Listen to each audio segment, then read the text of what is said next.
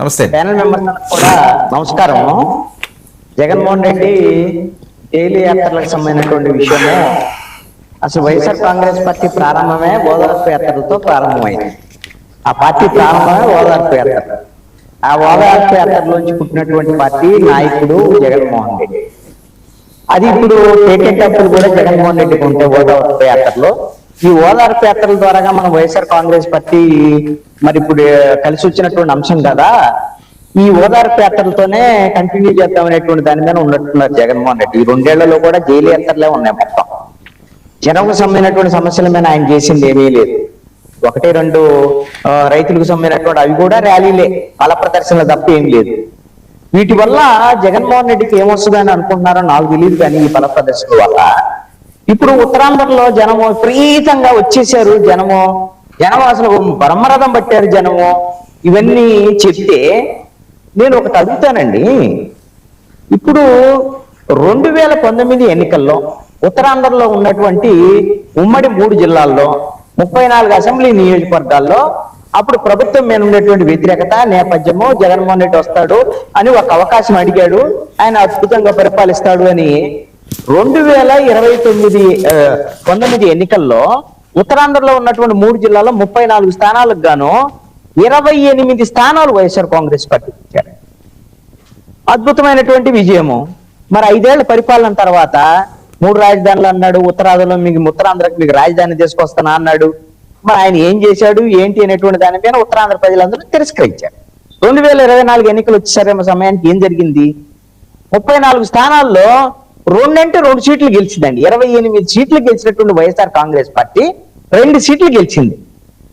ఈ 2 సీట్లు గెలిచినటువంటి జగన్మోహన్ రెడ్డిని ఉత్తరాంధ్ర ప్రజలు తిరస్కరించారన్నాలా వేరే ఏమన్నది? తిరస్కరించారు. తిరస్కరించడం ఘోరంగా ఈ జగన్మోహన్ రెడ్డి పరిపాలనకు పనికిరాడు, ముఖ్యమంత్రిగా పనికిరాడు, లేదా ప్రతిపక్షంలో కూడా పనికిరాడని తేల్చేశారు. మరి అలాంటి ఉత్తరాంధ్రకి ఇప్పుడు ఈ 2 ఏళ్లలో ఈయన బెంగళూరులో ఉండి తపస్సు చేస్తున్నాడు, ఘోరమైన తపస్సు. ఆయన కళ్ళు మూసుకుంటే 5 ఏళ్ళు అయిపోతాయని చెప్పాడు. ఇప్పుడు అలాంటి జగన్మోహన్ రెడ్డి వస్తున్నాడు అని అంటే ఎగబడి వీళ్ళందరూ వచ్చి చూసి మరి ఏం చేయాలని ఈ 2 ఏళ్లలో ఏమైనా అద్భుతాలు చేశాడా? ఉన్నాయి కదా 24 ఎన్నికల్లో ఉత్తరాంధ్ర ప్రజలు తిరస్కరించినటువంటి ఈ జగన్మోహన్ రెడ్డి ఇప్పుడు వస్తున్నాడు అనగానే వీళ్ళు ఎగబడి చూసి ఆయన ఏమైనా మళ్ళీ ముఖ్యమంత్రిని చేద్దామని అనుకుంటున్నారా? ఇవన్నీ కూడా దీనివల్ల వచ్చే ప్రయోజనం వైఎస్ఆర్ కాంగ్రెస్ పార్టీ ఏమీ లేదు.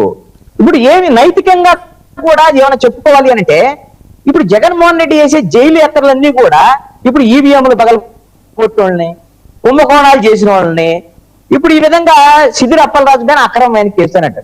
యాక్సిడెంటే అది కాదంటల్లా, వాళ్ళ అబ్బాయి చేసింది యాక్సిడెంటే. యాక్సిడెంట్ తర్వాత ఏం జరిగింది? తర్వాత నిందితుడిని మార్చేటువంటి ప్రయత్నము, దానికి మాజీ మంత్రిగా ఉన్నటువంటి అప్పలరాజు సపోర్ట్ చేశాడని కదా ఆయన మీద కేసు వచ్చినటువంటి పరిస్థితి. దాని మీద ఆయన ఈ రోజున అరెస్ట్ అయ్యి జైలుకి వెళ్ళాడు. మరి అలాంటి నేరారోపణలు ఎదుర్కొనేటువంటి సిద్దిరి అప్పలరాజుని ఈ రోజున పరామర్శించడానికి వెళ్ళినటువంటి జగన్మోహన్ రెడ్డి మరి కనీసంగా చనిపోయినటువంటి కుటుంబాన్ని కూడా పరామర్శిస్తారు అని చెప్పుంటే, ఆ గొర్రెల కాపరి పాపం తిరగాడు చనిపోయాడు అనుకుంటే కనీసమైనటువంటి ఏదో వాళ్ళు చనిపోయిన వాళ్ళని కూడా పరామర్శిస్తున్నాడని అనుకోవడానికి అవకాశం ఉండేది. అసలు ఈ విధమైనటువంటి జగన్మోహన్ రెడ్డి దగ్గర నాకు కనపడినటువంటి అంశం ఏంటి అని అంటే, జగన్మోహన్ రెడ్డికి ఇప్పుడు ప్రజల్లోనో లేకపోతే ఇంకోటో ఏదో కావాలని ఆయన ఏం కోరుకోవట్లేదండి. తమ నాయకులు ఎవరైతే ఉన్నారో వాళ్ళు తప్పులు చేసినా, కుంభకోణాలు చేసినా, అవినీతి చేసినా, అప్రజాస్వామికంగా ఈవీఎంలు పగలగొట్టినా వాళ్ళకి ఏ ఇబ్బంది లేదు, నేను మీకు మద్దతు ఇస్తున్నా, మీరు నాకు మద్దతు ఇవ్వండి అని వాళ్ళ ఆ నాయకులు తప్పు చేసినటువంటి నాయకులైనా సరే వాళ్ళ నాయకుల్ని కాపాడుకుంటే చాలా అసలు పార్టీ ఉంటే చాలు అనేటువంటి ఆలోచనకి ఏమన్నా జగన్మోహన్ రెడ్డి వెళ్ళాడా అనేటువంటి అనుమానం కలుగుతుంది. సో ఈ విధంగా ఈ తప్పులు చేసినటువంటి వాళ్ళని, అవినీతి చేసినటువంటి వాళ్ళని ఈ విధంగా పరామర్శించేటువంటి సంకేతం ఏందో మరి ఈ విధమైన పరిస్థితి నాకు అర్థం కావట్లేదు. ఇప్పుడు ఒకళ్ళని మొన్న మిస్ అయ్యాడు జగన్మోహన్ రెడ్డి. ఇంతకుముందు వైఎస్ఆర్ కాంగ్రెస్ పార్టీ ప్రభుత్వంలో డ్రైవర్ సుబ్రహ్మణ్యాన్ని చంపి డోర్ డెలివరీ చేశాడు కదా అనంతబాబు. అతను మళ్ళీ ఈ మధ్యకాలంలో సాక్ష్యాలను తారుమారు చేస్తున్నారని ఈ మధ్యకాలంలో అరెస్ట్ అయ్యాడు. మరి అప్పుడంటే ముఖ్యమంత్రి కాబట్టి ఆయన ఎవరిని పరామర్శించలేదు జగన్మోహన్ రెడ్డి. మరి ఇప్పుడు అందరిని పరామర్శిస్తున్నావుగా, ఆ పాపం అనంతబాబును కూడా పరామర్శిస్తే పోయేది అని అనిపిస్తుంది. నాకు తెలిసి అయితే జగన్మోహన్ రెడ్డి వెళుతున్న తీరు, ముఖ్యమంత్రిగా ఏ విధంగా అయితే ఫెయిల్ అయ్యారో ప్రతిపక్ష నాయకుడుగా అట్ర ఫ్లాప్ అయినటువంటి పరిస్థితి కనపడుతోంది. ఇది నా అభిప్రాయం. Okay. ఎందుకు అనంటే ఈ 2 ఏళ్లలో జగన్మోహన్ రెడ్డి ఏ ఒక్క ప్రజా సమస్యను కూడా తీసుకొని తన పార్టీని ప్రజల తరపున పోరాడేటువంటి ప్రయత్నం Okay. చెయ్యటం లేదు. ఇది జగన్మోహన్ రెడ్డి యొక్క ఫెయిల్యూరు. Right. జగన్మోహన్ రెడ్డి బయటికి రావాలి. జగన్మోహన్ రెడ్డికి బయటకు వచ్చినప్పుడు ప్రదర్శనలు జరగాలి.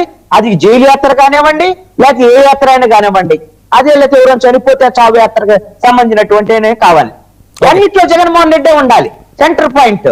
నువ్వు జగన్మోహన్ రెడ్డి అని జపం చేసి నువ్వు సిద్ధం సభలు పెట్టి ఆ రోజున సిద్ధం సభలో ఆహా ఓహో అనుకొని ఆ ప్రదర్శనలన్నీ చేసిన తర్వాత అదా మీకు 11 సీట్లు వచ్చింది.